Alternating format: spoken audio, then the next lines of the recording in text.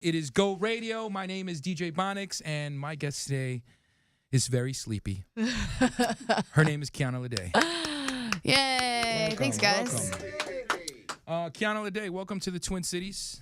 Thanks. I found out this isn't your first time here because you were on a Kids Bop tour, but we won't talk about that. Yeah. Okay. Cool. That's cool, though. We don't have to. Kids Bop's cool, man. You've influenced a lot of kids Thanks. through Kids Bop. Thanks. What's cool, so what I've discovered about you is that you're native, right? Yeah. And, you know, this past Monday, the dirty C word, Yeah. you know what that is, right? Oh, yeah. Christopher Columbus. Yeah. How do you feel about all that? Do you have any opinion on that, or is it like... Yeah. On Monday, at the end of my show, I yelled, F Christopher Columbus and happy Indigenous Peoples Day. Wow, that was at a show? Yeah. You said that? Yeah. You said F Christopher Columbus. And happy Indigenous Peoples Day. Wow, and what kind of show was this? This was opening up for Jesse. And did you get kicked off or anything? No. No. Oh, no. I was already going off the stage. Oh, okay. I learned to do the really crazy stuff At the end. at the end, right before I'm leaving. That's That way very they can't cool kick me of you. off. I think most people would be scared to do something like that. And, you know, you're native, so I feel like that's a passionate thing for you, right? Yeah, definitely. Very cool. Do you believe in voting? Are you voting? Yeah. Okay. Yep. What are your thoughts? Because I know we were talking about Kanye West at the White House. How you feel about Kanye and all that whole thing? I think Kanye is not making people very happy right now. He's not making me very happy, but there's definitely something even worse in the White House than Kanye. Right. So I'm just trying to vote his people out, man. Were you a fan of Kanye, though, growing up in his music or anything? I mean, yeah, who's not? So as a 21-year-old and a young person, if Kanye was sitting in the room, what would you tell him? I don't know. I feel like people have already said so much to him that Right. at this point, it's just really disappointing that he's not affected by anything else anybody says. He really is acting like a narcissist right now. Right. And that's my issue. He doesn't realize how much he's actually hurting Right. his people. And that really frustrates me. So as an artist, Or he does and he doesn't care. So as an artist of yourself and learning from that, you know that the power of things that you say, like fuck Christopher Columbus, is it means a lot to your fans and stuff. So I guess that's a cool thing to watch and to know that you have that impression on people like Kanye would, right? Yeah, yeah. I think my main thing is, so someone said this, I think yesterday. I went into a meeting and someone was like, maybe you should watch like sharing your opinion so much. It's really polarizing. Right. And I was like, no, because I don't want people that don't love other people and have an open mind and are just horrible to other people to listen to my music. I don't really care if they listen to my music. I only want to surround myself with good people and good energy. Right. So I went to the Rupi Kaur show last night. Okay. And Who's that? She's a poet. She's an amazing poet. What's her She's name my again? favorite. Rupi Kaur. Okay. And I was sitting in the audience and I realized like her entire show, so her all of her poetry, she performs her poetry. Right. All of her poetry is about, you know, being a young brown woman and using some of your weaknesses or your scars to like make them into like powerful moments for yourself. Right.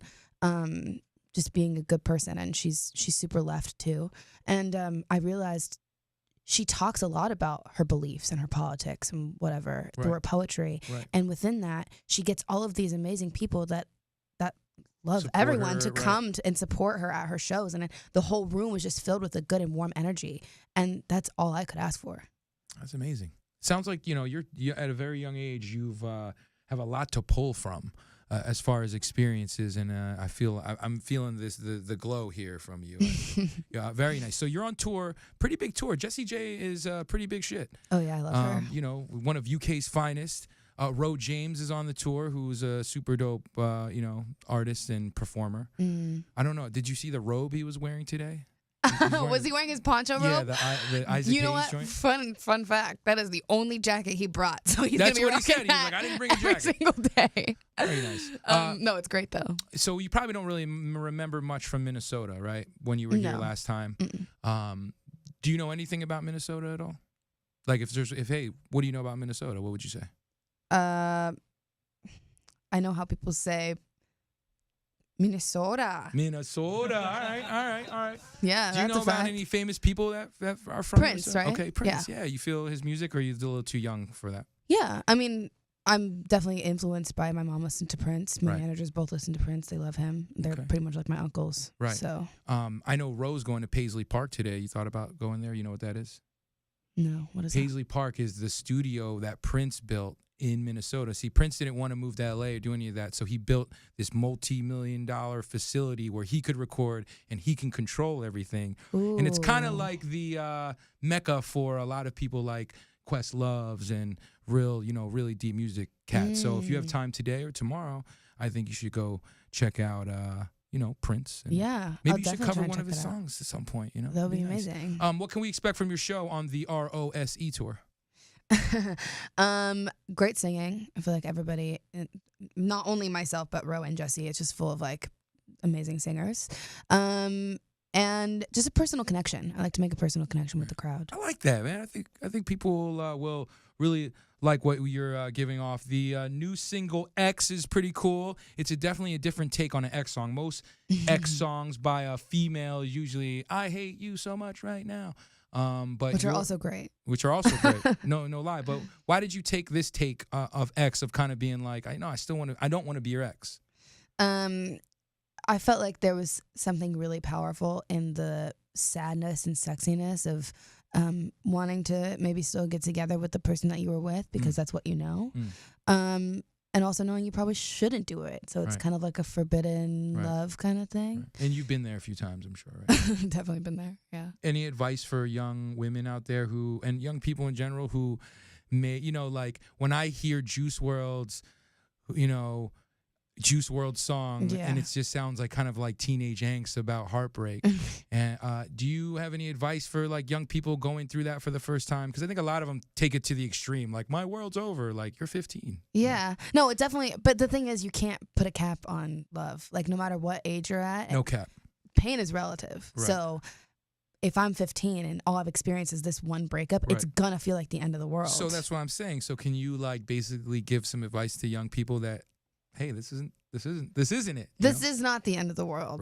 Right. Yeah, I guess my only advice is it's not the end of the world. You can keep moving. I think finding happiness within yourself is the most important thing you can do. And loving yourself before you, it's so cliche, but it really is true. Love yourself before you love somebody else because they should not make you whole. You should already be whole and they should make you even happier. Namaste. And that's really hard for young women to do. I think we're so like ready to love people and fix things that are broken that we're like ready to do that. But that's very important, man. I love that. Focus message. on yourself first. Be a little selfish. I know that you're very an important message to young brown women out there.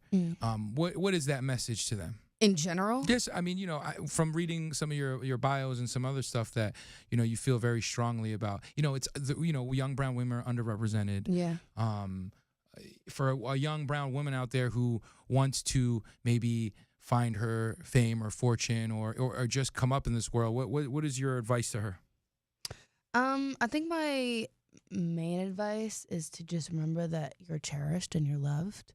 I think it's really easy to forget that when you're trying to fight to prove yourself every day to people that haven't ever been in your shoes, who are trying to tell you to make music even though they've never gone through your experiences. Right. So I think just remember who you are. As long as you love it, somebody else is going to love it out there. And just remember that you're loved.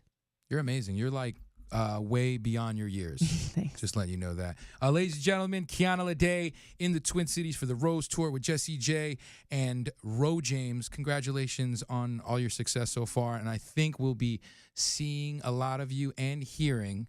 And I wanted to ask you this last question because you've done some of the TV stuff, Netflix joints, and you've done some of the music. If you were to pick the ultimate acting career or the ultimate music career, what do you think is the most coveted, at least for you?